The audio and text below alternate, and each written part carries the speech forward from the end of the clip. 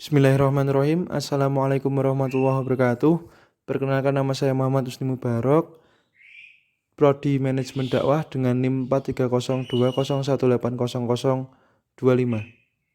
Di sini saya membuat video untuk memenuhi tugas UAS Manajemen Keuangan yang diberikan oleh Bapak Mufid. Langsung saja, yang pertama, di sini saya akan menjelaskan tentang profitabilitas. Profitabilitas merupakan kemampuan suatu perusahaan dalam menghasilkan laba selama periode tertentu pada tingkat penjualan, aset, dan modal saham tertentu. Profitabilitas suatu perusahaan dapat dinilai melalui berbagai cara tergantung pada laba dan aktiva atau modal yang akan diperbandingkan satu dengan yang lainnya. Selanjutnya adalah pengertian profitabilitas menurut para ahli. Yang pertama adalah Agus Sartono. Profitabilitas adalah kemampuan perusahaan memperoleh laba dalam hubungannya dengan penjualan, total aktiva maupun modal sendiri. Berikutnya saya akan menjelaskan tentang jenis-jenis rasio profitabilitas. Yang pertama adalah margin laba kotor. Margin laba kotor merupakan rasio profitabilitas untuk melihat persentase laba kotor terhadap pendapatan yang dihasilkan dari penjualan. Laba kotor ini dipengaruhi oleh laporan arus kas, memaparkan besaran laba yang didapatkan dengan pertimbangan biaya yang terpakai untuk memproduksi produk atau jasa. Selanjutnya, margin laba bersih. Net profit margin atau margin laba bersih merupakan rasio profitabilitas untuk menilai persentase laba bersih yang didapat setelah dikurangi pajak terhadap pendapatan yang diperoleh dari penjualan. Semakin tinggi net profit margin, semakin baik operasi suatu perusahaan. Selanjutnya, rasio pengembalian aset. Tingkat pengembalian aset merupakan rasio profitabilitas untuk menilai persentase keuntungan yang diperoleh perusahaan terkait sumber daya atau total aset, sehingga efisiensi suatu perusahaan dalam mengelola asetnya bisa terlihat dari persentase rasio ini.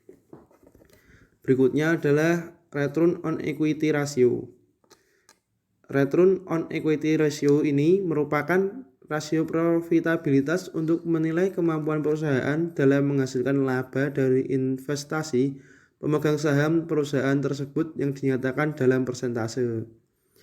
Selanjutnya adalah return on sales ratio.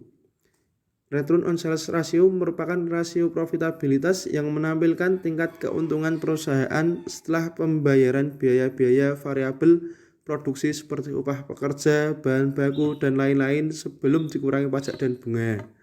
Selanjutnya, return on capital employed. Return on capital employed merupakan rasio profitabilitas yang mengukur keuntungan perusahaan dari modal yang dipakai dalam bentuk persentase. Selanjutnya, return on investment. Return on investment merupakan rasio profitabilitas yang dihitung dari laba bersih setelah dikurangi pajak terhadap total aktiva. Return on investment berguna untuk mengukur kemampuan perusahaan secara keseluruhan dalam menghasilkan keuntungan terhadap jumlah aktiva secara keseluruhan yang tersedia pada perusahaan.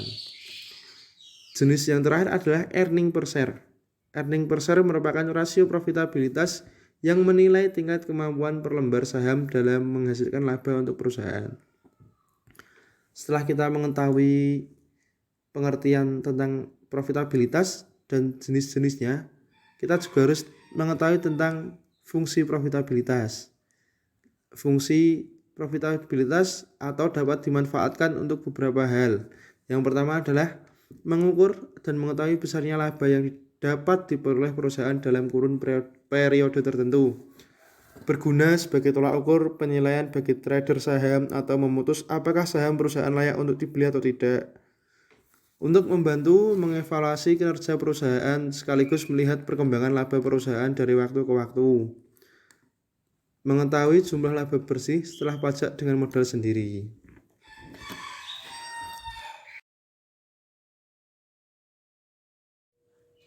Yang kedua, saya akan menjelaskan mengapa perusahaan membutuhkan dana. Tujuan pendanaan perusahaan. Pendanaan ibarat bahan bakar agar bisnis tetap berjalan. Perusahaan membutuhkan dana untuk berbagai tujuan, termasuk memulai bisnis baru, misalnya untuk menyewa kantor, peralatan baru, dan membayar iklan. Selanjutnya, pendanaan bertujuan untuk menjalankan bisnis, misalnya untuk memenuhi likuiditas jangka pendek dan modal kerja atau untuk membiayai penelitian komersial. Yang selanjutnya, pendanaan berfungsi memperluas bisnis, misalnya untuk menambah cabang baru, membeli mesin produksi, atau membangun fasilitas produk yang baru. Yang ketiga atau yang terakhir, saya akan menjelaskan mengapa akuntansi penting dalam sebuah perusahaan. Akuntansi sangat berperan karena akuntansi merupakan sumber informasi keuangan suatu perusahaan. Bagian dalam sebuah akuntansi yang biasa disebut sebagai siklus akuntansi menyediakan berbagai macam transaksi yang terjadi setiap harinya di dalam sebuah perusahaan. Berbagai transaksi dalam sebuah perusahaan dicatat secara berurutan dan dilakukan secara rutin oleh akuntan. Data pelaporan akuntansi akan dikumpulkan dan akan digunakan sebagai evaluasi untuk pengambilan keputusan atas kinerja sebuah perusahaan. Data akuntansi mencerminkan kinerja serta posisi keuangan suatu perusahaan. Pemilik perusahaan juga dapat membandingkan laporan keuangan perusahaan periode lalu dengan periode yang sedang berjalan, sehingga memudahkan pemilik perusahaan mengetahui apakah sebuah bisnis yang dijalankan berkembang atau tidak. Jika perusahaan tidak berkembang, maka akan semakin mudah dalam peninjauan dan analisis yang membuka peluang manajemen mengenali masalah dalam sebuah perusahaan. Sekian yang dapat saya sampaikan, kurang lebihnya mohon maaf. Wassalamualaikum warahmatullahi wabarakatuh.